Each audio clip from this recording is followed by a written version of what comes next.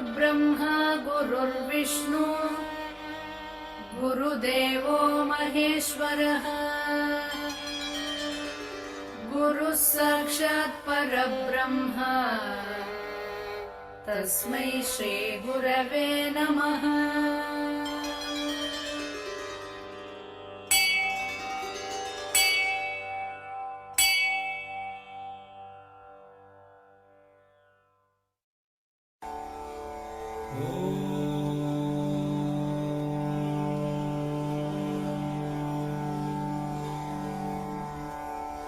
असतो मा सद्गमय तमसो मा ज्योतिर्गमय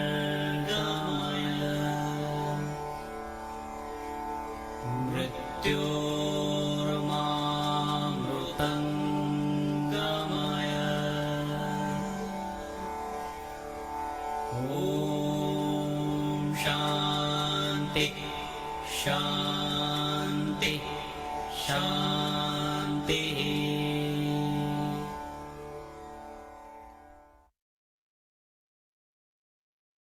Namaste, and good evening, everyone. Hope you all had a great week. So we'll get going now with the second chapter of the Bhagavad-Gita.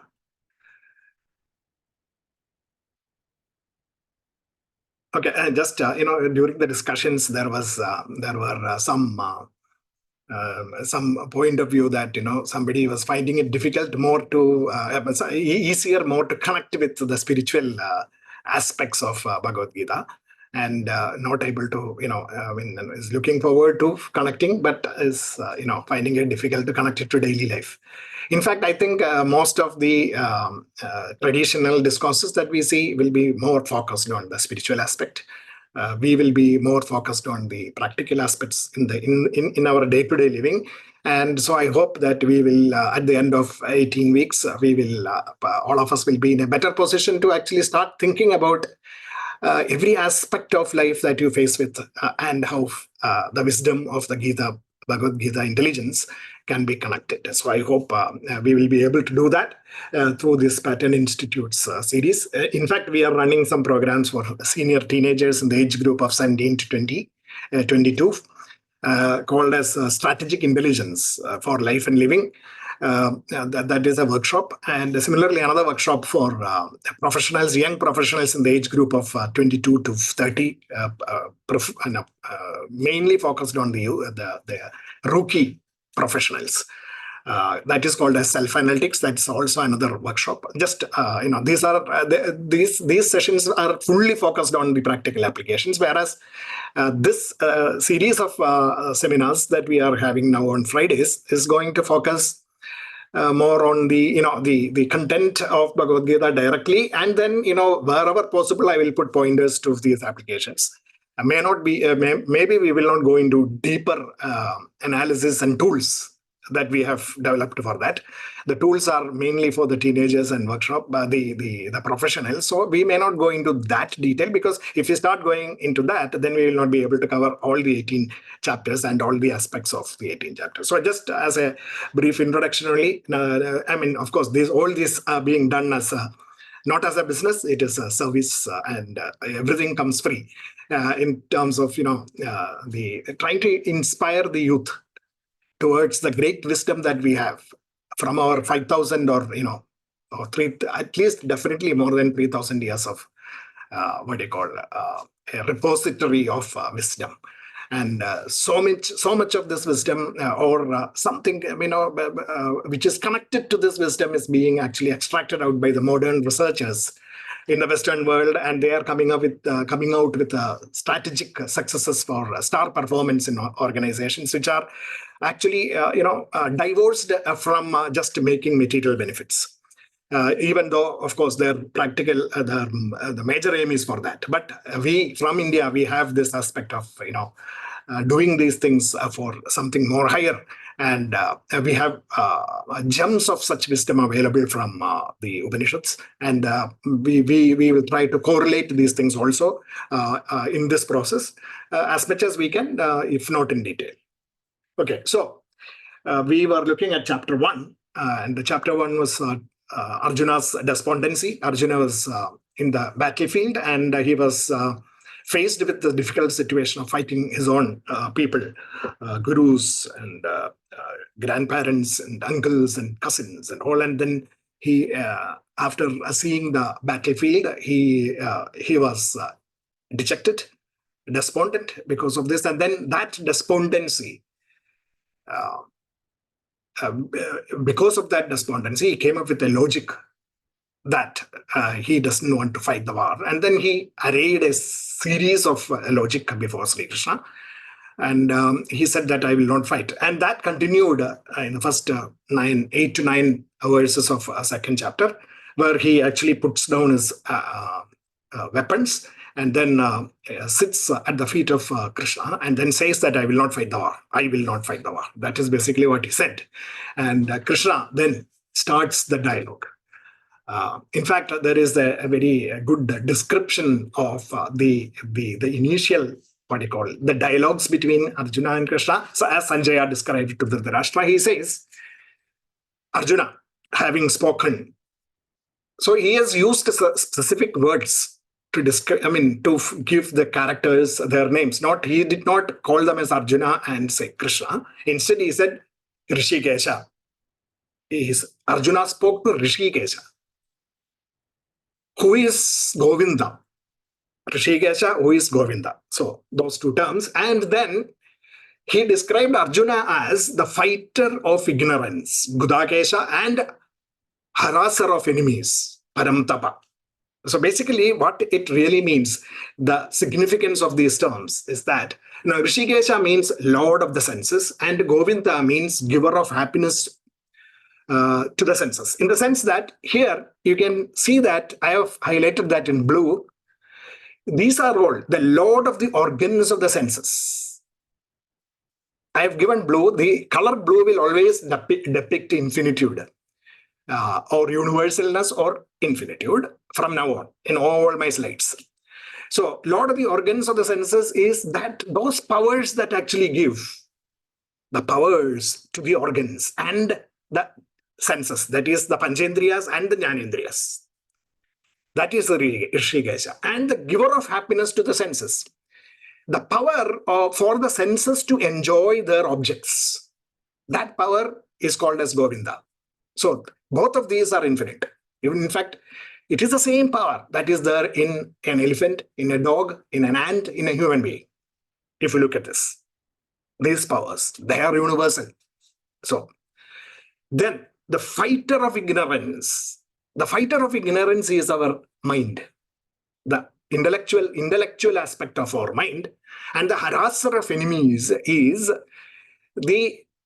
actually the mind that is equanimous. So an equanimous mind actually can fight against all the bads that can come to us, the fluctuations that can come to us. So that is actually the mind, which is Arjuna, and the Lord of the senses, giver of happiness, Govinda, Rishikesha, and Govinda is a Krishna. So having spoken to the mind, telling the self that I will not fight, and therefore the Lord of the senses, Rishikesha, spoke these words to the despondent descendant of Bharat, which is Arjuna. You should not be grieving. So first statement of wisdom comes from Krishna in the 11th verse of the second chapter, which says, you should not be grieving for what you should not grieve. Wise does not grieve like that. That is how it starts off. Okay, so Asocyan, that is a starting point. Asocyan. We will see the ramifications of these terms later towards the end, but at the moment I just emphasize that point. So what is the practical meaning of this? It means that one with an attitude of lifelong learning, a fighter of ignorance, and has a harasser of enemies of limitations, by always striving to beat the limitations. So anybody who has got an attitude of lifelong learning and striving to beat limitations shall never succumb to the limitation, to any kind of challenges. So basically, that is what, Arjuna is supposed to be a lifelong learner and somebody who strives to beat these limitations. That is why he is Gudagesha and Parandava. And such a person can never fail. So you are actually grieving for something that you should not be grieving. So basically, he is touching the root of his problem and then telling him to come up, and then rise up and fight. The first statement itself is that. And then he goes on to give him further details of why he is saying that. So it is a self speaking to the mind and the senses, the inner conscience speaking to the mind and the senses to come up and fight, give up your despondency of the mind and start and believe in your own capabilities and then fight. So that is 2:11, Ashocyan Anvashojastwam, that verse starting with that. And then the second chapter, now, okay, a brief about the second chapter. Second chapter is the essence of the whole of Bhagavad-Gita. So it contains the conceptual introduction to Karma Yoga, Jnana Yoga, and Bhakti Yoga, all three, and then summarizes all this and concludes that such a person will always be able to fight all challenges and come out of limitations and be free in this world. That is basically what, the essence of it is, second chapter. So how it is distributed is like this. I've shown the chapter, the verse numbers against the points. Basically, it starts off with a definition of self. So you can say that the first part of the second chapter, when Krishna starts, it is dealing with Jnana Yoga. From verse number 12 to 30, it is about the self, the infinite power that we all have within us. So he is trying to give the nature of the self that we all are. So it is Jnana Yoga. And then when that infinite self is covered by a body, mind, and intellect, we become powered by thoughts and consequent actions. So from verse number 31 to 39, Krishna speaks about Karma Yoga, how you should act in this world. And a finer aspect of acting in this world is about selflessness. So the importance of selflessness is dealt with in 40 to 51, verses 40 to 51. Thereafter, now action-oriented thoughts have to be refined, further refined. And that is from verse 52 to 70, which is the aspect of devotion or bhakti. Then finally, in the last two verses, because of all this, the jnana, the karma, and the refinement process of bhakti, if you combine all these together, then you will reach a state of flow. So he describes the dhyana yoga, which is not a real separate yoga as per Bhagavad-Gita. It is part of karma itself, which we'll see later. So state of flow. The resultant state of flow is described in 71 and 72. Verse number 71 and 72. So that in brief is the second chapter. So much is covered in this chapter. So I am sure that some of you who may not have had the opportunity to go through Bhagavad-Gita or listen to discourses too much, probably find it too intimidating. But that is fine, because this is the first chapter and it is a bird's eye view of what is to come in detail from chapter 3 to 18. In fact, chapter 3 to 17. Chapter 18 is again another summary of the whole of Bhagavad-Gita in a much more detailed manner. But so, you will see a lot of things introduced here. Don't lose heart if you have not been introduced to these terms or these concepts. Do not worry. What I am going to do is to give you that bird's eye view and as well as share these notes with you. You can, whenever you have time, you can refer back. And then when we when we go from 3 to 17 chapters, you will connect with this. In fact, chapter 2 is you can call it as I would call it as total summary, but it is a superficial summary in terms of, a bird's eye view, an eagle's eye view of the whole thing. More details are coming from 3 to 17 chapters. Okay, so before we start, again, I had posted this. You do not have to completely comprehend the whole thing now, but the terms, these terms will keep repeating. And so you can also start reflecting on this whenever you can. And then, my idea would be to connect these things with the daily living. You are not going to run. None of us are going to run away from here and then do sannyas or anything. We want to live in this world as a sannyasi. That sannyasi, what is that? That is basically what Gita teaches us, the sannyasa in life. So we will probably will try to connect with these terms also in real life living. So the terms are Brahman, Panchabhutas, Brahman, coming from the root word Brihat, and in English, Brahman translates to infinite. That is the largest of the largest, infinite. We will sometimes later we will call it infinite self. Then Panchabhutas, the 5 fundamental matter types, gunas, the 3 fundamental properties of matter, sattva, rajas, and tamo gunas and all. We will come to those terms, and there are detailed descriptions in the coming chapters. Then universe, prabanja. Prabanja is formed of Panchabhutas plus forces of nature. Okay, this is our scientific view of things as well as the spiritual view of things in term from our Upanishads. Then Ishvara, the term implies in English the Lord of the universe. So what does it mean? It means the guiding principles behind all the names and forms you find in this universe. That is universal self. We'll call it as universal self. Now, Atman. Atman is the enlivening power within each one of us, of living entities, individual self. That is the individual self. Then we have Panchakoshas, the 5 layers that envelop the self, which we had briefly touched upon this in the pre-seminar interactions in our WhatsApp group. More of this we will see later, but at the moment I am introducing the terms. And Jiva. Jiva is the living entity.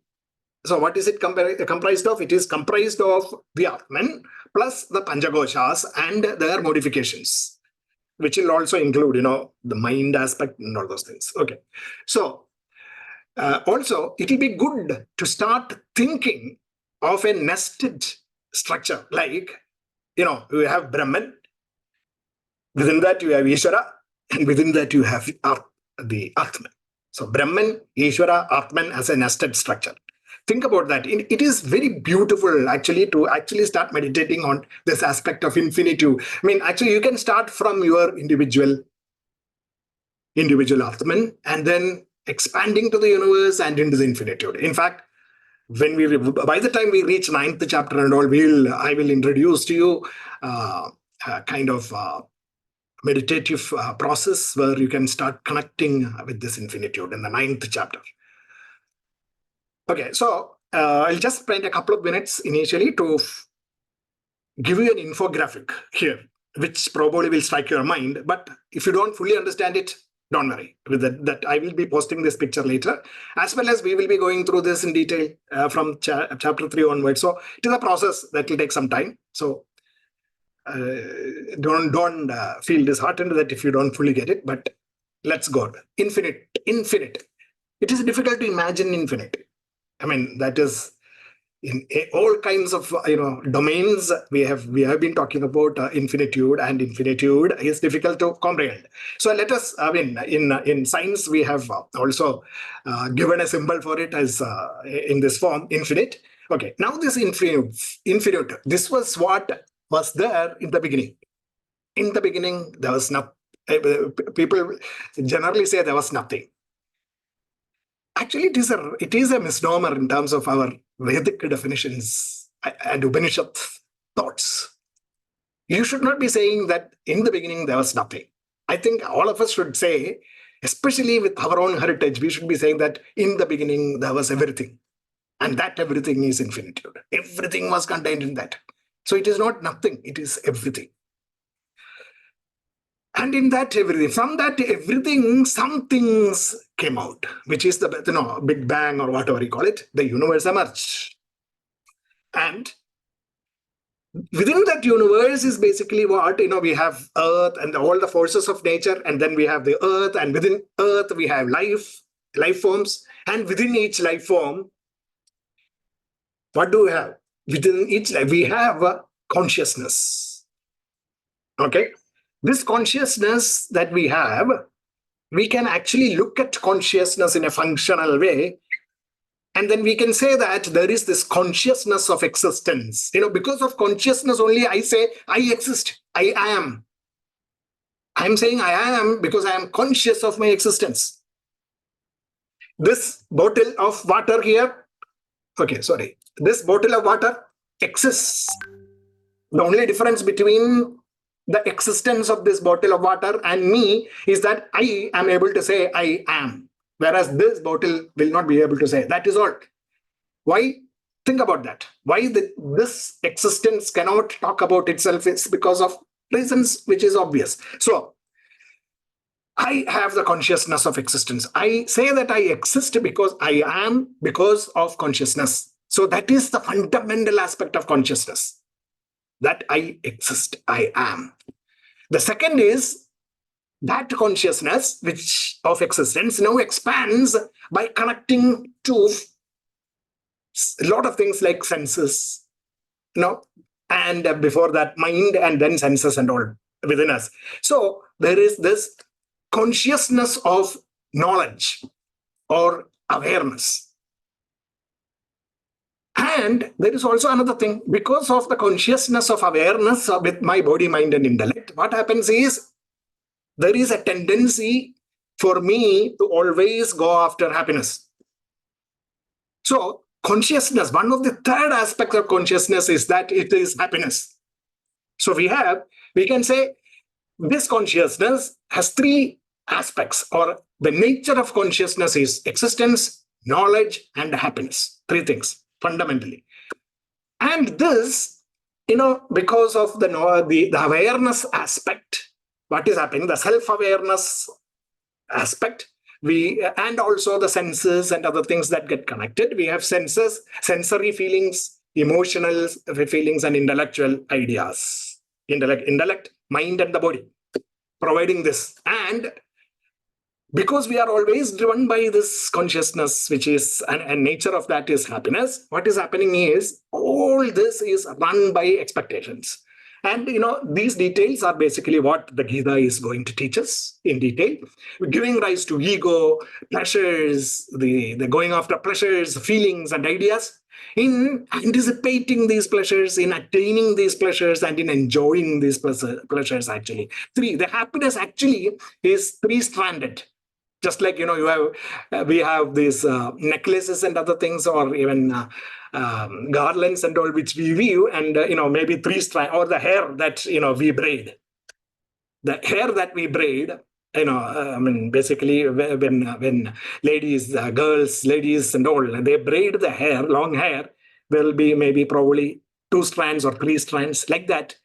3 strands of happiness are there. One is the anticipation, the happiness of anticipation, the happiness of attainment, and the happiness of enjoyment.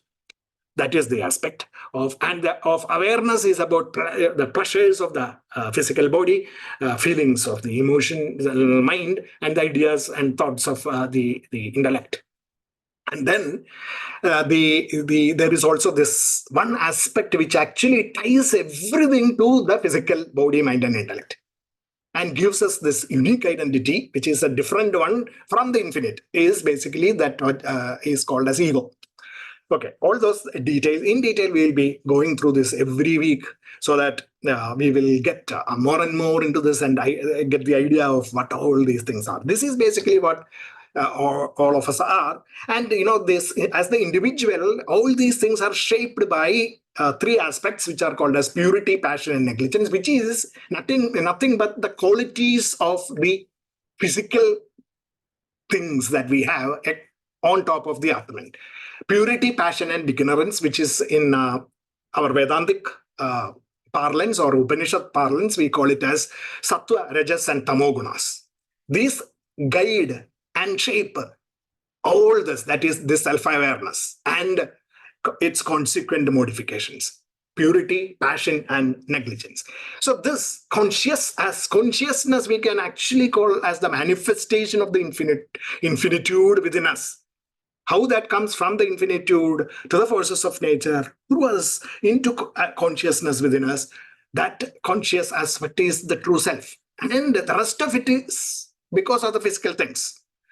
And the whole thing, therefore, is called as the individual, powered by the self, individual self, the whole thing. Okay, so that's our picture. This, if you understand and think about this, and then we'll see how all this work through these various yogas that we are going to see.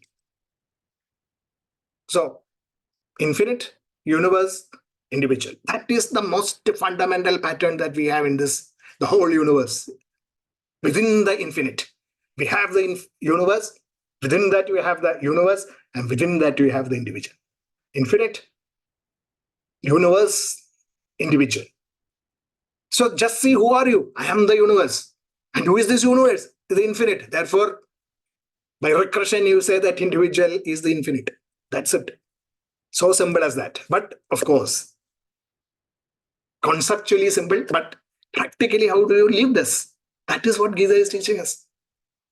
Gita is teaching us to live this understanding, live this knowledge, the individual growing to the universal and ultimately to the infinitude. How can you do that? That is what Krishna was telling Arjuna. That is what the self is telling us. The body, mind, and intellect. The body, mind, and intellect, limited. Don't think that you are limited. Because the body, mind, and intellect keeps changing. Keeps changing, meaning something can be worked on that so that the BMI can expand. And what is the limit to which it can expand? Theoretically, infinitude. Practically, every day you can make improvements. That's it. That is all what Gita is teaching us. So, therefore, Krishna starts with 2.16, a theorem. Of course, that theorem is something that you can keep on, chewing as if chewing the cud. And someday or the other, you will understand that. Okay. So what is it? It says, the unreal has no being. And there is no known being of the real. That's how it starts. Krishna starts his dialogue. The first point, In fact, it is almost very, analogically, it is so beautiful. Why he started with such a statement which is so powerful. It is almost like, if you are going to build a whole tent, let's say, out of canvas or something like that, what you will do is initially you have to raise it. No, you take one point and then raise it to the top, and then you can pull it from various ends to actually encompass a huge space. So he started off with the top thing. So you can say the top peg of the tent is basically what this sloga is, which is nasato vidyate bhavo, na abhavo vidyate sata. That 16th verse. Apayorapi drishtandam, and that basically is defining the nature of the self in one sentence, one verse. In fact, the first line only, it says that the meaning of it is that the unreal, nasato vidyate bhavaha, has no being, and there is no non-being of the real. So how do can we practically try to understand this? Let's look at this.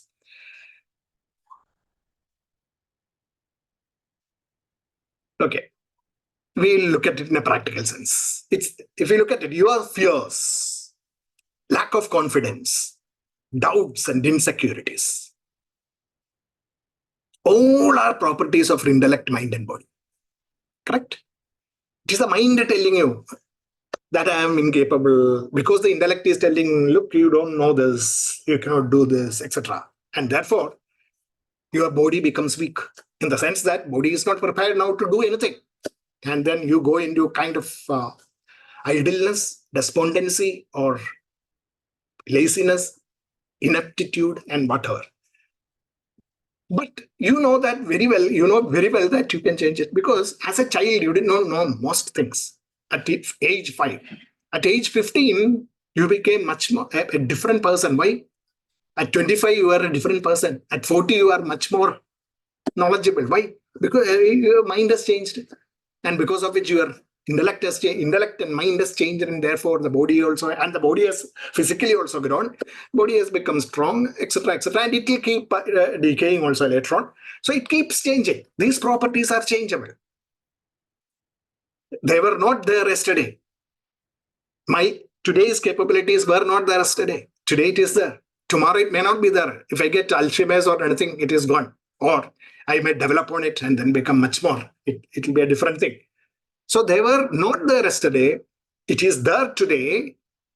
And if you take the negative things, can be thrown out tomorrow. It can be changed. So are they actually permanent? Your condition? Look at the negativities and other things. It is not permanent. It is not there yesterday, but it is there now. It may not be there tomorrow. It will not be there tomorrow. If you put your mind into it, it will not be there tomorrow. Okay, now Vedanta has a definition of real and unreal. So that's one of the things that we should really understand. We talk about Maya, we talk about real, unreal, and a lot of people, I have seen as a youngster, having grown up with this kind of a background of trying to listen to these, including, Swami Chinmayananda's, Swamiji's lectures and all from the age of maybe 5 or 6, I think. That's almost more than 50 years, 60. I've been hearing these terms, and at some point in the other people, I also heard a lot of scientific circles, because I was from a science background, and all in not only in India but in outside, including the Western worlds, they all make ridicule of these kind of definitions and other things. And then I realized that a proper understanding of even the term real and unreal is not there for most people who are actually talking of these things, because Vedanta Upanishads has defined it in a much very structured way. Anything that there are three, if you take time, there are three, what you can call as 3 phases of time. One is the past. The other one is the present. And the third one is future. So past, present, and future are the 3 denominations of time. Now, Vedanta defines something as real only if that thing exists in the past, the present, and in the future. All 3 phases of time. If it is not there in any one of those, then it becomes unreal. That is all. That is how it is defined. It is not that, this is unreal, and then how can it be unreal? A lot of people ask. Yeah, that is because, people are talking in terms of just material things and its availability and non-availability or whatever. Or it is that. So how can it be unreal? But that is not the way Vedanta defines it. Vedanta defines a thing as real if it is available in all 3 phases of time. Okay, so now, don't worry about too much about those definitions, but look at this lack of confidence, your incapabilities and all those things. Are they real? Yes, it was not there yesterday. It is there today, but tomorrow it can be thrown away. Your ignorance can be thrown away. Your knowledge about a certain thing can be changed by learning, striving to learn. So your ignorance or incapabilities, etc., are unreal. So how can it be real? The unreal can never be real.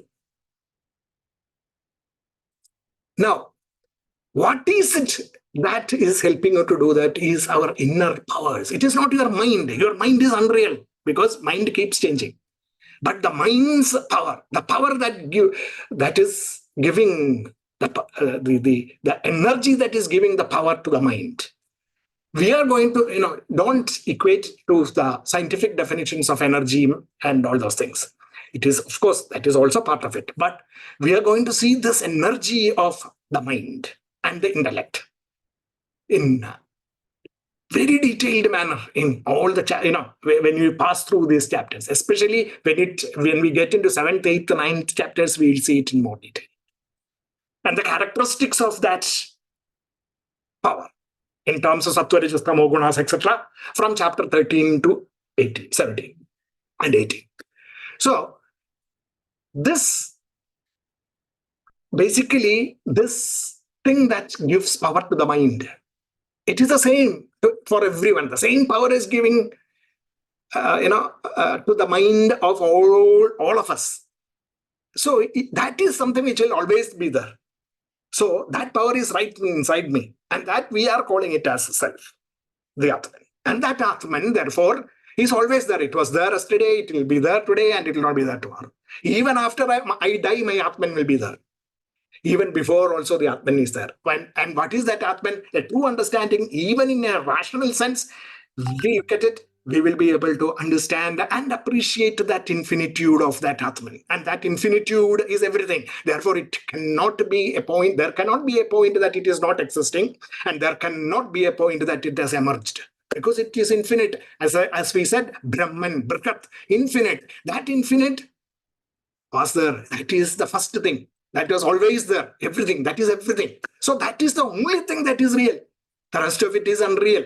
Meaning the fluctuating nature of things. It is just giving you that. So that is the reason why Krishna said, the unreal has no being and there is no non-being of the real. That is the characteristics of self. So he is actually defining the self in a most abstract terms in one line.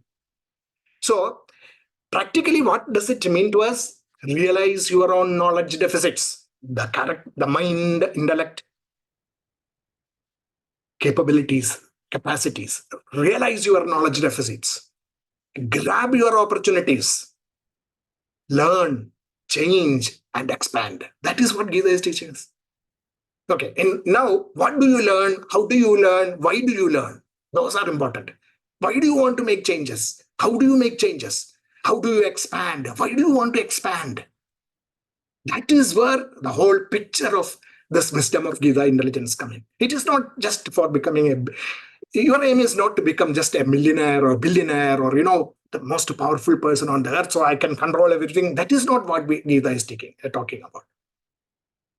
Gita is talking about much more higher value systems which are rooted in this infinitude, the Brahman, the Brihat. And what is that? We will be actually seeing the details from 7th chapter onwards, when how actually from the infinitude, what emerged and what are the characteristics of what emerged.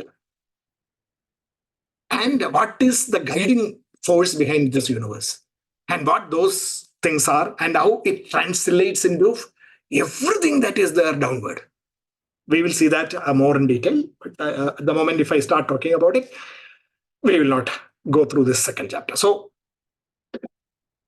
let's go there. So that is the real. The self is the real one. The unreal are all the BMI and its modifications. So it is basically, just to summarize this, I will also connect upon a couple of terms from Vedanta, but we will, when we go deeper into certain other things, we will talk about that in detail. One statement: existence is the sustained property, and experiences are fleeting because it is from the mind and its interaction with the objects of the world. There are three aspects of consciousness: the existence aspect, and then the experience aspect. We have in Vedanta split it up into two again. So we have the root of consciousness, which is existence, and then we have the world of the experiences, which is constituted of world of dreams and the world of wakeful experiences, in the outward and the inward experiences. Okay, dreams and so these are all based on experiences, memories, and expectations. Whereas the fundamental root of consciousness is existence. It is of existence, knowledge, and bliss, happiness, highest form of happiness, bliss. That's basically what it is. In fact, just to connect this existence, knowledge, and bliss, the existence that is within us, the root of knowledge, which is also called as prajna, and that prajna is nothing but the physical manifestation of existence, knowledge, and bliss in the infinitude, which is Sat, Chit, and Ananda. Sat, existence, Chit, knowledge, and Ananda, bliss, Sachidananda. So that is why it was Sachidananda. Brahman is Sachidananda, is I am my actual nature is Sachidananda. That's why we call that way. And then we have this consciousness getting translated into something more physical, connecting it to all our senses and mind and all those things. That is, one is Tejasa, the world of dreams. You can actually call this the world of dreams and aspirations. So that power within us initially works through our thoughts as my dreams and aspirations. We are not talking about, when you say dream, it is not the dream that we see while sleeping. That's the different. That is also part of it, but then that is not the only part of it. The dreams of the world of aspirations, and the world of experience, the physical interaction with the senses of the world, and the way we create the outside world, we interact with the outside world, where we connect with the outside world, etc. That is the Vishwa. So we have Prajna, Taijasa, and Vishwa, the three consciousness states. That is what consciousness is. Our consciousness is Prajna, Taijasa, and the Vishwa.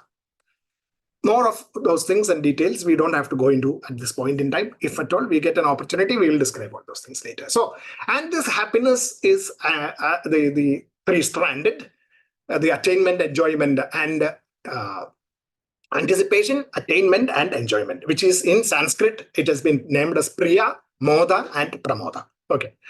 So that is just to sum up this aspect of the self. And then Krishna, what he did was, because, and just like us, Arjuna also would have been confused, and therefore he gave a lot of definitions about this. From verse number 12 to verse number 28, he described the nature of the manifested nature of these three things. Initially, the one statement that he talked about. And he defined the nature of self, or the Atman, as eternal, unchanging, enlivener, immortal, real, imperishable, infinite, pure energy, non-decaying, life-giver, undivided, subtlest, inexplicable, which is very difficult to comprehend, and universal, and which forms the substrate and the basis for everything. That is what it is, the power that is within us. Okay. So, and the result of all these things we are going to see in various chapters. And it is all conditioned by three things: the purity, passion, and negligence of sattva, rajas, and tamogunas. Because of this mind that works with this power now is run by hope and despair, dvandam, anxieties of acquiring as what is not ours, anxieties for acquiring what is not ours, yoga. And okay, that yoga aspect we will describe in later. But suddenly when you say yoga, I call that term as yoga, people will be confused. Oh, yoga, because our concept of yoga is limited more towards the physical things that came up, things that, Patanjali, Yoga Sutra, and all those people came out with. Physically, the Upanishads and the Bhagavad-Gita does not talk about that at all. So our yoga is always confined to bhakti, jnana, karma, and bhakti. So anxieties of acquiring what is not ours is yoga, and agitations in preserving what is ours is, for the aspect of kshema. So there are three things. Dvandam, okay, that's one nature. And then there is yoga and kshema. We will come to yoga and kshema and all those aspects when they are referred to in the Bhagavad-Gita later. And now, this Taijasa and Vishwa consciousness of dreams, aspirations, and the physical interactions in the material world of objects, basically, to derive happiness from them, we need something which is called as desires. And these desires are the stimuli, the rajas that helps us to actually go after these objects, the desires. So it is the same desire that will help you to also go and understand the self. That is a beautiful thing, because to really understand the self, you need to have the desire, intense desire. And that intense desire, for the time being, I will simply define it as bhakti. Okay. The desire. And then what happens is that is called as selfless desire, whereas the other desires which you are running after to get to satisfy your body, mind, and intellect are selfish desires. Okay. So self Selfishness and selflessness are part of that. So at the moment, we'll stop it there and we'll go ahead with the next verses. So before that, there is this practical summary of why do you actually need to understand this aspects of knowledge about the self. It is that the first message that Gita gives us is that not to hold on to sorrow is the sign of wisdom. Okay, so what does it mean? It means a lot of practical things which I have listed it out. My intention is not to go through that in detail because I'm going to post it and each one of you can reflect on it and try to connect with this so that you can put it in daily practice. So I have this 15 items or something like that. Understand that and then think about how you can apply each one of them in practical life. Maybe you can even as a reflection point, think about it, and some of you can actually illuminate everyone else by giving some examples of how you will practice that. Each one of those 15 items.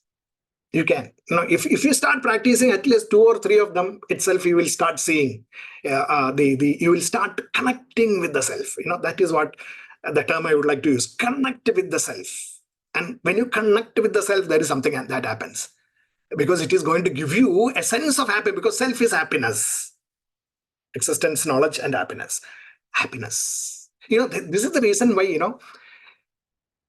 self is knowledge. Whenever you try to understand something, even from your childhood, every one of us have experienced that. When we try to understand an intricate concept, and when we really work through it and understand it, you get a sense of happiness, isn't it? It is a spark of happiness that is the reflection of the self within us. And similarly, when happiness and all kinds of happinesses, in terms of this is called as the joys of the self. We will define it as the joys of the self. I'm going to define a few practical things from the joys of the self as well, so that we can actually put it into practice. So this list I will be posting, the knowledge that you should have. And then, from then onwards, from 39 onwards, verse number 39 onwards, Krishna is now talking, switching to suddenly into karma mode. Okay, having understood that you are infinitude. Now, how do you put that into practice? That is karma yoga, that knowledge. That is karma yoga. A summary of that is now given. Okay, so from 39 to 45 verses, Krishna talks about karma yoga as a win-win attitude, an attitude that can really help you to win in all kinds of situations, not only for you. Suppose you are doing that in an organization. This karma yoga attitude, you apply that in your work, in your organization, it will be definitely a point of success for you, a process of success for you. It will also be a success process for the organization. It will also be a success process for whatever you are doing, in the sense, the effect of your organization's work. If it is a product, the product will be of a win-win, a win nature. So it is win-win-win situation, actually speaking. Summary of it, I'm going to do a summary only. It says, because in second chapter, there is only a summary. It helps you to reach the highest goal. The work that you do in this style will help you to reach the highest goal, whatever it is, whether it is spiritual or material. Now, it does not, this yoga, if you engage in actions in this manner, it does not waste any of your effort. Whatever you put it in, if you don't get immediate results, you think that you have failed in various other yardsticks, still you have actually not lost. Then, even when you fail, it is your attitude that is of value, that is counted. And these are the characteristics of karma yoga that he is talking about. We will be seeing more and more of this practical things that we can apply in the third chapter, actually. Third chapter, we will get into that. So at the moment, I have to go through the summary because second chapter is a summary and it is only mentioned in that way. And if I start giving you examples and all, now Krishna didn't. If I do that, second chapter will overshoot all our time limits. Okay. So even when you feel, your attitude counts. That this attitude enhances the quality of mind. Karma yoga will enhance the quality of your mind. Then it helps you to attain unexpected and larger gains. So For those people who think that, oh, why all this, there is hope because it is going to give you more than what you really expected. So that is a promise, which is a motivation for all of us to actually start becoming a karma yogi. Because Krishna says, that karma yoga, if you actually have the attitude of karma yoga in all your actions, then you are going to gain more than what you actually are gaining now, in whatever manner, whether it is spiritual, whether it is material, doesn't matter. So it is a win-win situation. And what do you actually take away from this? That when the challenge comes, it is your attitude to meet the challenge that counts. It is not the result of it. It is the attitude with which you meet the challenge that really counts. In defeat, if you are defeated, you will still have gained knowledge, skills, and experiences. That is your victory. And in actual victory, if you really got what you wanted by doing what you're supposed to do, you will enjoy the success. That's it. In the first case, if you are defeated, you will enjoy your enhanced capabilities. In victory, you will enjoy the results. That's all. Both are happiness for us. So, 247. Now comes one of the central slogas of chapter 2, as well as one of the central slogas of, one of the most important slogas of Bhagavad-Gita, which is 247. Karmanyevadhikaraste mahabaleshu kadachanaha. So here, a summary of the law of work is given. What is that? What does this sloga teach us? The sloga teaches us a few things. One, the choice of action is you only have the choice to act. You do not fully have control over the results of your action. So your authority is to do your work. You don't have authority over the results. It's like simple example, like, if you go and write an examination, your authority is to only write the exam. How much mark you will get is not in your hands. You cannot, after writing the exam, go out and take the paper out and then you give marks to it. You cannot do that. You don't have the authority to give marks. I mean, simple, trivial example, but, the authority is you only and only on cause, not the effect. You have only the authority on the cause and not the effect. Results should not be, therefore, your motivations. Immediate results are not. You can set goals, but the results are not in your hands. Goal setting, yes, is part of your choice of action. Goal setting is part of the choice of action, but the results are not in your hands. Never be, and therefore, never be inactive. So, do your duty. That is your only right. You are, and only you are qualified to act only. You are not qualified to evaluate the results. You are qualified to act. What comes? Okay. So what comes, you have to accept it with certain kind of attitudes after having put the best of your abilities, etc. And those, how you do that, your attitudes and all those things will be dealt in third chapter in detail. So you have authority to carry out your duty, but no authority over the fruits of your actions. And therefore, the fruits of the actions should not be your motive, and neither should you be active because you do not have any authority over the results. So that is the general rule of Karma Yoga. And it says, because of this attitude, if you work, it is actually qualifying your mind. The equanimity of mind is called as Karma Yoga. Therefore, equanimity of mind is called as Karma Yoga. And dexterity of skills result. Therefore, dexterity of skills is called as Karma Yoga. Three definitions for, one, the law of work, and then equanimity of mind as one quality, as well as dexterity of faith. Equanimity of mind is a quality of your mind, and dexterity of skills is a quality of your physical body, and thereof. So, karmanyevadhikaraste mahabaleshu kadachanaha ma karmabalaheduburna nate sangotsva akarmani. And then in 48, it says, Sangam tektva karmani sangam tektva. And therefore, it is talking about the mind's balance. And then finally it says that yoga karmasu kaushalam, dexterity of skills is called as yoga. Okay, so that's the definitions. And then he went ahead. So if you look at the desires aspect of it, the desires are normally run by the pleasures and powers that we can acquire through the senses, mind, and the intellect. That is called as selfishness. Instead, what it says is now, through the law of work, it says that you should actually be applying this win-win theory of karma yoga, which is about a sense of duty, about your right attitudes, your supreme motivations. Why do you want to do this? Not for the results, but for the inner happiness. That is called as joy of self, which we are going to see now. Equanimity of mind resulting in that results in equanimity of mind and dexterity of skills. So this application of the source of happiness, self, to all your thoughts and actions will actually purify your mind to a point of equanimity and poise of the senses, mind, and the intellect. So that's basically what has been summarized. Now, let us now look at the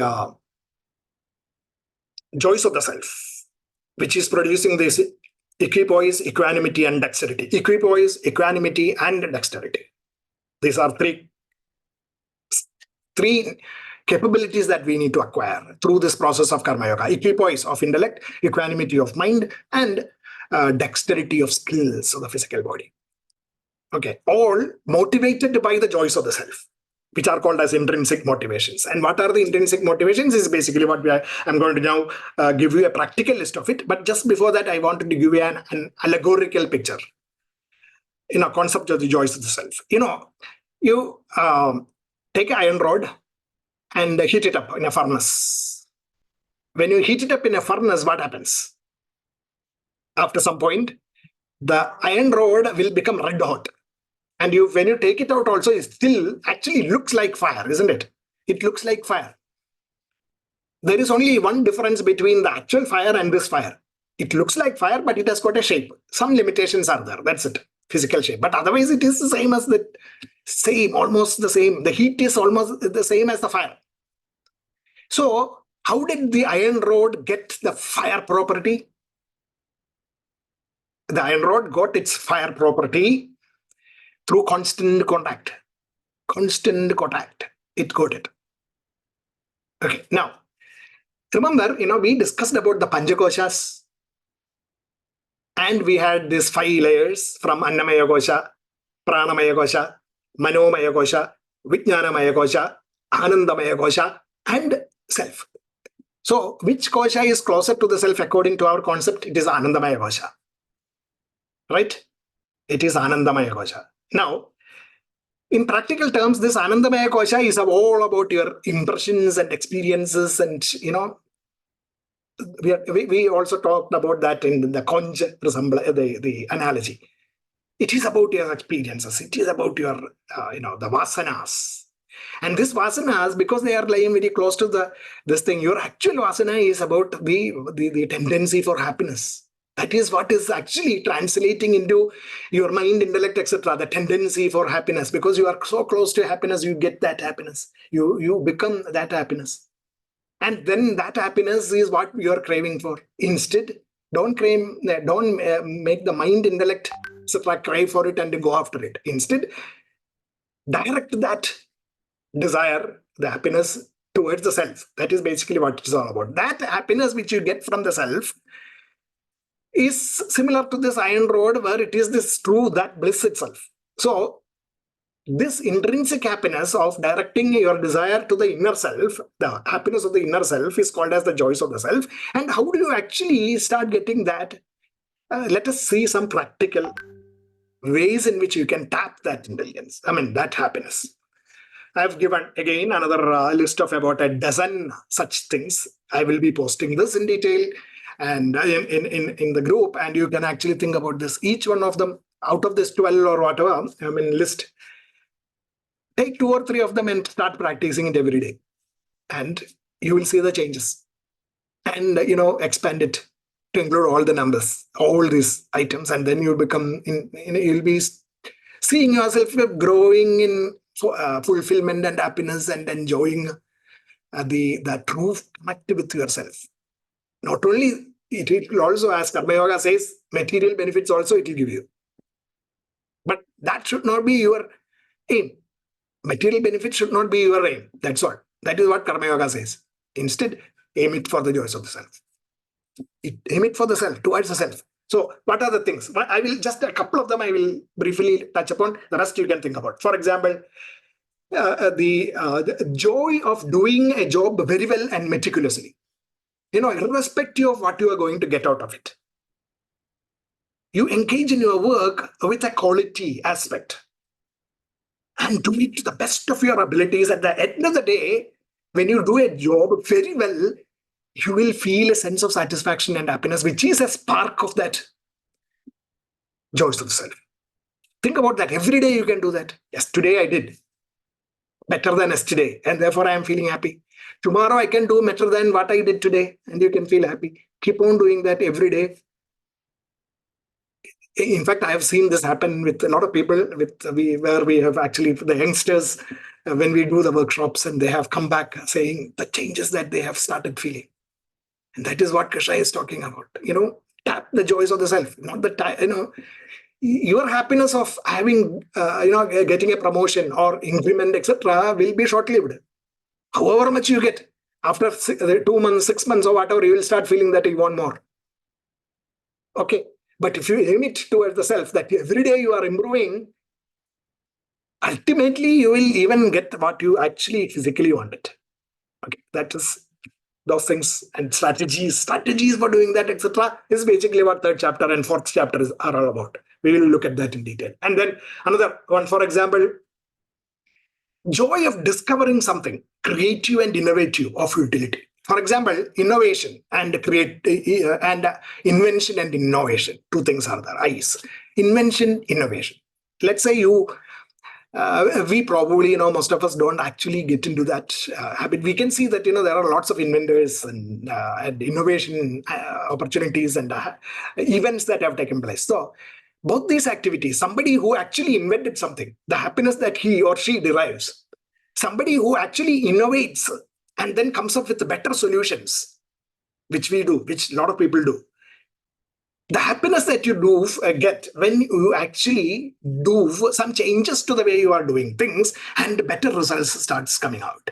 The happiness you derive out of that. What exactly helps you to invent or innovate? It is the power of creativity. The power of creativity is the power of mind. And the power of mind, if you actually apply it to innovate for the betterment of others, then the happiness that you derive is the joy of the self. In fact, 8th chapter, 3rd verse defines this Karma Yoga. Okay, so we will look at that time. Okay, of what this innovation is and what this Karma Yoga is. So the happiness you derive out of innovation and invention, thereby giving a spurt to your mind through creativity. By creativity only you get this. It's not the other way around. That creativity and then applying it for innovation and invention, which is going to help as many others as possible. Inventions that kill people will not give you that happiness. Inventions that help others, inventions that help the environment, inventions that help at least another member of the human race or more, or any other living species, that is going to give you happiness, sparks of that happiness, and you can expand on that. So there are so many examples of joys of self that you can actually list. From this list you can try practicing. So the Karma Yoga summary is that, whatever you do, whether it is with selfishness or selflessness, with selfishness, if you do, you will get results. If you want to do, a lot of people have gained a lot of things by selfishness. But what they don't understand, what we also don't understand, because a lot of us also complain, this fellow is like that, still he is the topper, he is, getting everything. But actually speaking, if that person who is getting a lot of things were selfless in the manner of Bhagavad-Gita, he would have gained much more, which he doesn't know. That is what is happening. So if you can understand that, you can strive towards the selflessness with which you can do things. So selfish motivations will give you results, but if you can change that to supreme motivations, the joys of the self, it will give you better results. That's all. Understand that. Better results. With that, you can also inject a little bit of attitudes. One is called as the accept and move forward, or prasada bhava. It is called as prasada bhava. I will introduce that in third chapter, because third chapter is where it is introduced. Here, it is just a passing mention only. If you can add this attitude, prasada bhava, into the crucible of supreme motivations, then the results are going to be much more better. And with that, if you can actually employ more skills into doing that, if you increase your dexterity of skills, it will give you star results. You will become a star performer wherever you are, at home, in an office, in the society, wherever. You will become a star performer. Okay, the stardom is not equate. Do not equate the stardom with becoming famous and all those things. It is about your value to the society, your contributions to society, and the fulfillment that you derive out of it. If you are extremely happy, fulfilled, that is itself is the result. So we are now talking about. We have also been talking about how can you actually become. Or Krishna, Arjuna asked him, such a person, who is he? He is a Muni. And that Muni's definition is also now given, which I'm going to show you now. As a summary, that in verses 55 to 58, the characteristics of Muni is basically defined. Who has actually killed selfishness upward, the selfishness of personal gains, it is not about suppression, but understanding the self. Understanding the self is called as, and then doing everything for the joys of the self is called as sublimation of selfishness. That is mentioned in 59 to verse 61 of sublimation. And such a person who is actually sublimated will be a successful person. If you are prone to success, a characteristics of such a person who is prone to selfishness is also given there. And it is described in verse 62 and 63. 2 verses as called as a ladder of fall. That it is brooding about the object selfishness coming as brooding for not getting something and then worrying about it, causes attachment to the objects and make you more and more selfish. If you don't get it, it results in anger, which creates delusion of thought and wrong thoughts. You forget your value systems and knowledge, and your intellect is destroyed, and therefore you make wrong judgments and do wrong things, and man perishes. 2 verses describes this ladder of fall, 62 and 63. So it's like this, this is selfishness on the selfishness on the left side is shown, body, mind, and intellect, and the ego driving in. So I forget that I am the self, the Atman, and instead I think that I am this body, mind, and intellect. That is ego. I think I am this body, mind, and intellect. So I forget the self. And therefore I am driven by the pleasures of the body, the whims of my emotions and fancies of my intellect. That is selfishness. And therefore, selfishness is driven by this same happiness of anticipation, attainment, and experience. But what are you anticipating? You are anticipating the pleasures of the body and the whims and satisfaction of the whims and fancies of your intellect and mind.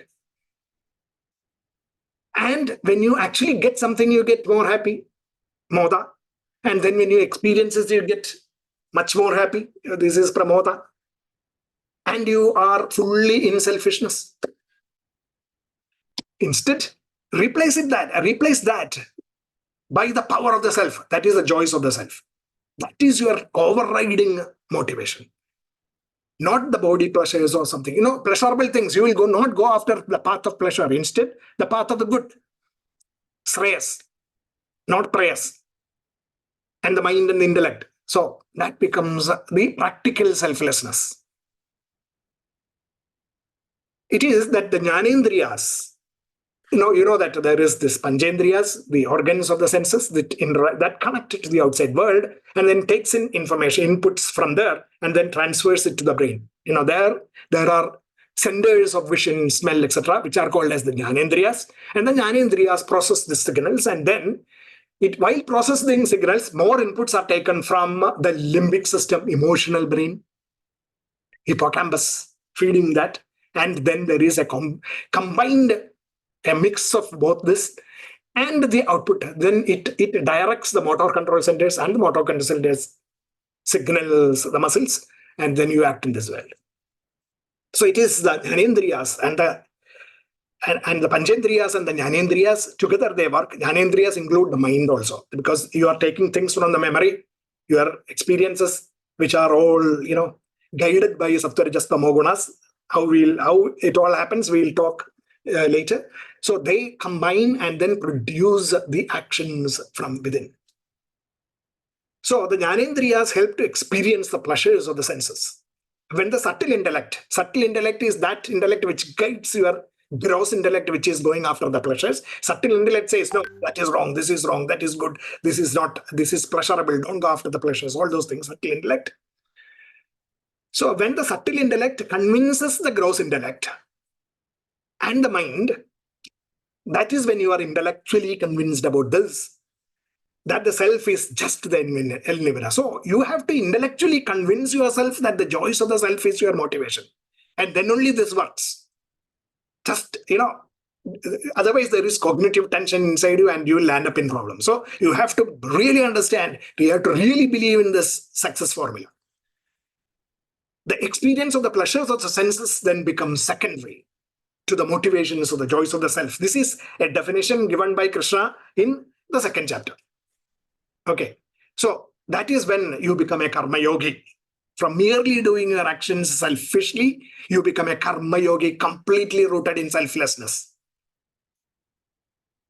So it says, actually again, it says, when the intellect crosses the mire of delusion of false identities, then you shall attain freedom from what has been heard and what has not been heard. It is, if you are completely actually dependent only on your mind, intellect, and, the outward material objects and of pleasure, whatever you experience is basically what you believe in. There are lots of things that you do not know. So you are actually deluded if you are looking at that. But when you actually go towards the self is knowledge. Self is existence, knowledge, bliss.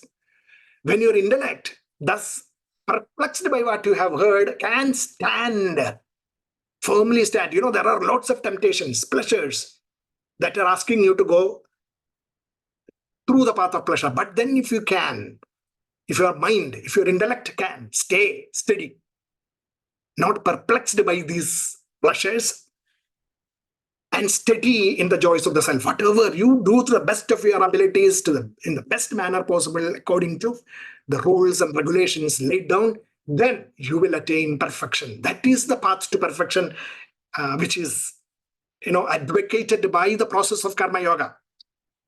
So the joys of the self driving your senses, sound, touch, taste, shape, and smell, and the perceptions, the mind. And if you can, engage in actions powered by these motivations, then your existing capabilities can be enhanced. Whether you get the result or not, your existing capabilities will be pointing northward, will be moving northward. And new capabilities. You can also, similarly, when you are striving to gain new capabilities, don't feel dejected to the first failure or the second failure or even the 100th failure. Because, sometimes you are going towards the success path but not getting the results. Doesn't mean that you are not progressing. Maybe the 101st step is what is going to bring you success. But if you stop at the 90th step, what happens? You will fail. So don't do that, because there is what is called as a critical mass to be achieved for success, which we will talk about. Krishna talks about that in the 8th chapter as the power of abundance that drives you towards successes in whatever you are engaged in karma yoga. So the existing capabilities and new capabilities. Your yoga and Chema. New capabilities, yoga, existing capabilities, Chema, they will be taken care of by the power of the self, through the joys of the self. That is the reason why in the 9th chapter, Krishna says, Ananyas chintayandoma, yejanaha paryupasate, tesham nityabhiyuktanam, yoga, kshemam, vahami, aham. That is what Krishna says to Arjuna. He promised that he gives in the 9th chapter. The pointers to that are in the Karma Yoga.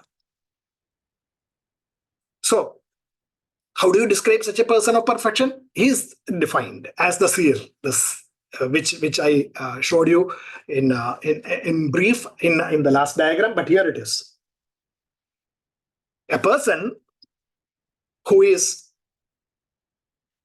selfless, not prone to selfishness, Atma Tushti, who does not encourage any likes and dislikes, but does his work, whatever is required. That is Anasakti Yoga. And also of equanimity, balanced mind, whether in failure or in success. Keep calm, Anasakti. 2 aspects of Anasakti Yoga. And Indriya Samyama, that controlling the pleasures of the senses, going after the pleasures of the senses. This, if you have these 4 characteristics, then what are you? You are a seer. Selfless, equanimous, equipoised, and rooted in the self. Seer. That is the definition of a Muni. Selfless, equanimous, equipoised, rooted in the self. We can actually become a Muni in the real world, physical world of action, living, in family life, in professional life, in society, voluntary activities. Whatever you take, can you not be selfless? Can you not become equanimous? Can you not become equipoised? And can you not be completely powered only by the joys of the self, not for fame, not for getting into the newspaper, pictures being taken, and or social media fame, not that, but for the joys of the self. Then you really become a Muni. That characteristics of Muni is basically what is required for you to, or what you will land up with if you are following this Karma Yoga. So that Atma Tushti, Anasakti, and Indriya Samyama are described in verses 55 to 58, 4 verses.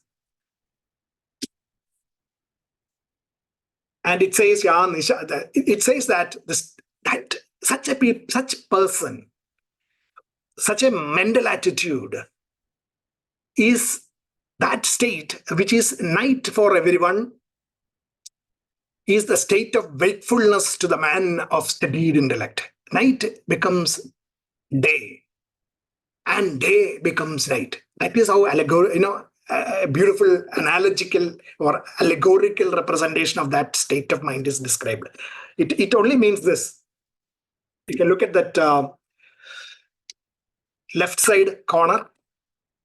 It means that, a person who is completely rooted in the BMI, selfish, he is ignorant completely of the joys of the self, because he does not know. He doesn't want to enjoy the joys of the self. He is ignorant. He is in the dark of the joys of the self. But he is in the light of the BMI. The pleasures, the mind's whims and fancies. He knows that, and he is happy in that. Or happy meaning he is trying to get happy in that. It is light for him. And the joys of the self is darkness for him. But the man of steady intellect, the seer that Gita describes through the Karma Yoga, what is he doing? He is free from the BMI. The pleasures of the BMI is darkness for him. And the light of the joys of the self, the happiness of the joys of the self is the true light for him. It is blinding like sunlight. That is basically what is described as such. The characteristics of the mind of such a person is described by Krishna in this beautiful manner. Vedavyasa, in that beautiful verse. So, such a person, therefore, what does it actually imply? It means that you have to abandon selfish desires, kamana, sense cravings, spraha, possessiveness, mamata, egoism, ahankara. Then you will attain peace. The peace is the state of bliss of the infinite self that you can enjoy in this world. You will not be deluded anymore. The deluded meaning, you will not be going after wrong things. You will not go after darkness saying that it is day. Then you will not, all actions will be motivated. All your actions, your thoughts will be motivated by the joys of the self. You will not, if you keep practicing this, there will come a point when it will become your second nature. That you will not go after selfish things. In fact, there is a neuroscience-based strategy that is required to actually practice this. I'm not getting into that now because second chapter does not talk about that. Ninth chapter talks about it. And in between a little bit in the Karma Yoga also, but in general, as a detailed process in the ninth chapter. So we will talk about that at that time. And then I will connect you to what the neuroscience in the last 3-4 years have come up with. How do you actually create your capabilities, skills, habits? Habits can be bad or good. Neuroscience, the science of neuroplasticity and the mechanisms of brain science does not differentiate between you become addicted to bad things or good things. Because brain, it's a tool. But Gita now talks about this process, the same process that is advocated by neuroscience, now which the science has found out, for the good things. We will talk about that later. That the self will then shine through you. It will shine through you. That's what it is. So that's basically what it is. The knowledge of the self, selflessness, concept of devotion in the state of flow. The self, the joys of the self. Addicted to joys of the self is devotion and the state of flow as a result.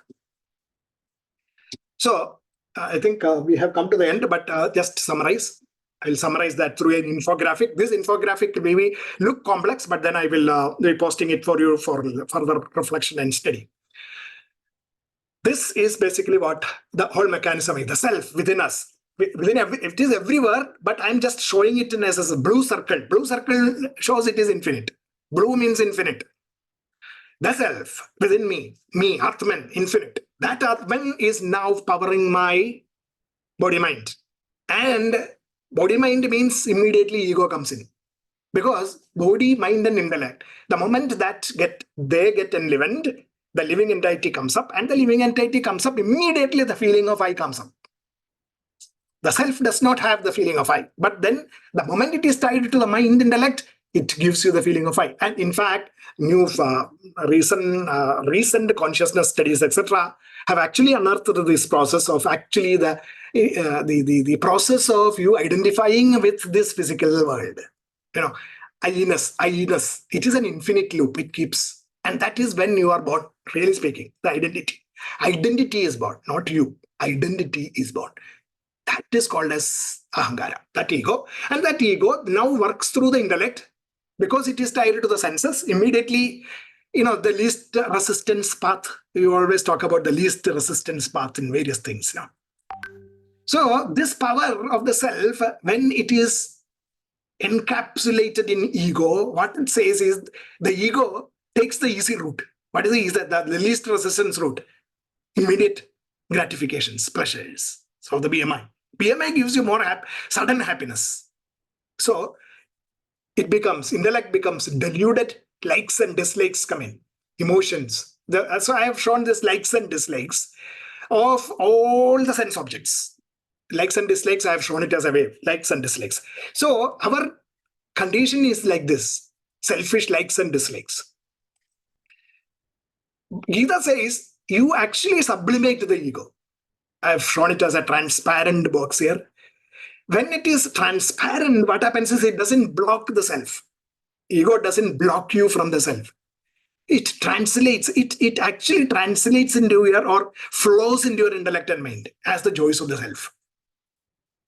And to tap that, your mind and intellect itself has to work.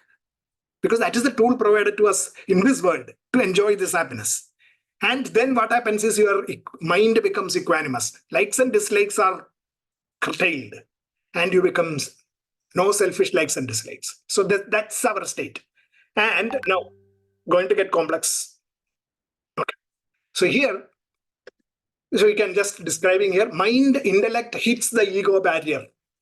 When it tries to tap the happiness, the ego barrier is hit and it therefore bounces back to the senses and objects, selfishness. The moment that ego barrier is sublimated, you are filtered and you become connected to the self. So that is basically in fact, this ego barrier is called as the veil of Maya. The unrefined and the refined minds are shown here. Unrefined mind and refined minds. The unsteady mind, intellect, the steady intellect. Unsteady intellect top, steady intellect down. Equanimous, that is, what do you call, fluctuating mind top, equanimous mind bottom. So this is basically what the mental state of a Muni is at the bottom. Selfish people upper layer. So with this kind of a mind of equanimous, equipoise, dexterity of skills, etc., existing there and working without the ego is basically what I had posted yesterday as an infographic of the differentiation between the path of mediocrity and the path of excellence, of karma and karma yoga, resulting in regrets, selfishness resulting in regrets, anxieties, and agitations. And the path of excellence, selflessness, resulting in contentment, confidence, and flow. In fact, this regrets, anxieties, and agitations of your selfish works, etc., is going to be defined and explained in 3:30, chapter 3, 30th verse. We'll come to that at that point in time. So that's the summary. Okay. So this is basically what is second chapter. The whole of Bhagavad-Gita is encapsulated in 71 slokas. Now the rest of the almost 600 odd slokas are going to be the descriptions that will support these statements. Okay. Now, why did Krishna do this? Okay, we will come to that. But before that, I wanted to just showcase an allegorical example. Okay, let us say you are interested in travels. Traveling the to different countries and all those things. And then maybe you have never visited Europe or gone out anywhere, but you want to go to visit, let's say, Europe. So you go and you want to go to Germany, for example. You decide that you will go to Germany. And then you go to the travel agent. And the travel agent normally what will do? Okay, he will book the ticket for you and whatever. But very smart travel agents, what they will do? They will do this. They will zoom you into that area. On a map or something, they will show you. And then they will show you the place, Germany, France, Italy, United Kingdom, Sweden, and all this are short. And then it immediately shows you that these places are very close by. Probably you can travel by road or whatever, And therefore, your curiosity is, and you said that why should I actually limit my trip to Germany only? Let me go to France, Italy, and UK and visit all the places. You will decide that. The smart travel agent would actually buy you to take up a larger plan. And by showing the whole, initially, showing you the whole picture of the whole Europe and then showing the different things there so that you get excited about visiting those places. This is exactly the logic that Krishna applied on Arjuna. He gave the whole essence of Bhagavad-Gita as a bird's eye view to Krishna, so to Arjuna. So Arjuna became excited. Arjuna became curious and excited. And eagerly he started looking forward to seeing the various aspects, karma, bhakti, jnana, within karma itself, attitudes, motivations, bhakti, about likes and dislikes, shunning, meditate, focusing on things, and then being determined, and then getting inspired, and then trying to understand the sattva, rajas, tamo, gunas, and all those things. All those things are there. He showed in one picture.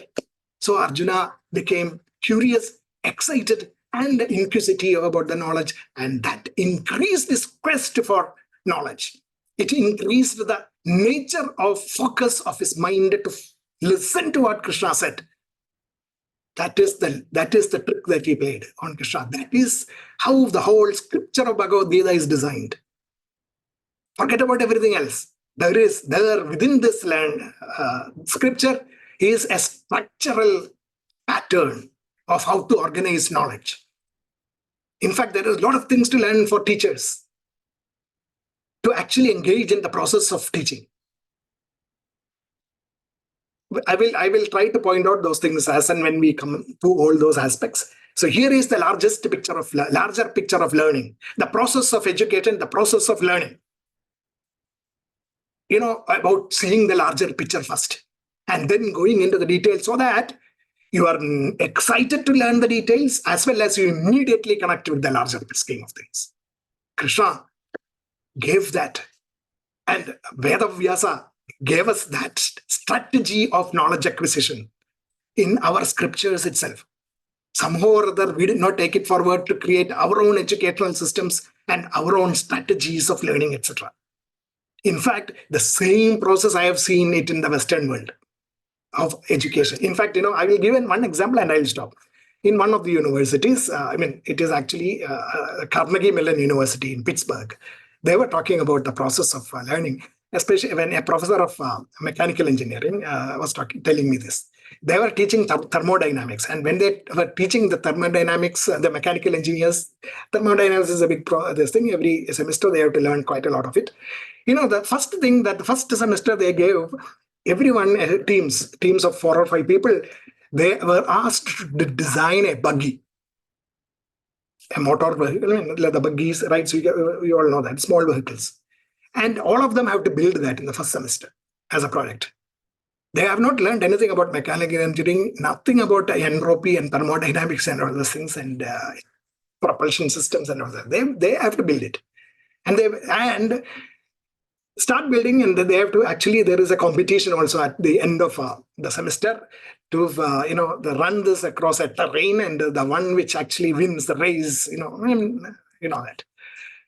And then some of us asked him how actually, without knowing all this. So he was saying that when they do it, they get a lot of problems, and a lot of things they learn also by doing, and they actually have lots of doubts and confusions. And then the third, fourth, fifth semester and in the subsequent semester, they learn entropy and all these thermodynamic principles and all those things. They immediately connect with what they have done immediately, and then the learning is so intense. So they connect with the subject. That is the process they have. This is something that I actually saw in about 20 years back, 2002 or something like that, when I visited that place. So this process was there and they are applying that. But somehow or other, we have not applied this. Vedavyasa applied it, or through Krishna and Arjuna, or Krishna and Arjuna through Vedavyasa, whatever it is. In the knowledge transmission process, he has transmitted it. And this is it there for us to see and learn. Okay, so just pointed that out. So let us based on this also, I have given a thought-powered strategies for success, a summary of it, which I will be posting. Okay, so I'm going to stop now, and we will have discussions after this. But today I also thought that from today onwards I will also play the Gita Arati before we close down. So let's listen to that, and then we will go through discussions.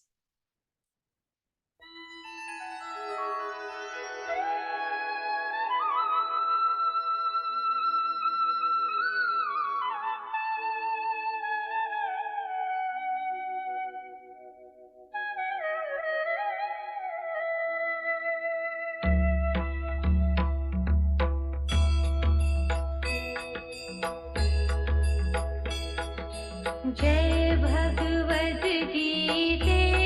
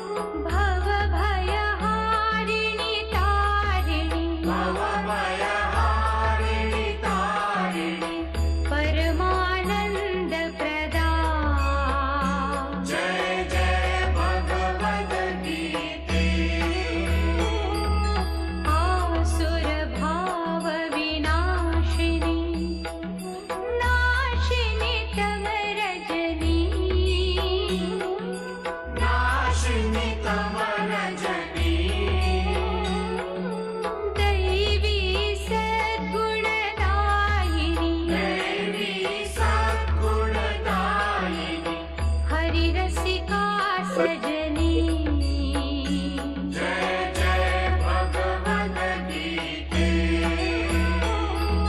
समता त्याग सिखावनी हरि मुख की बात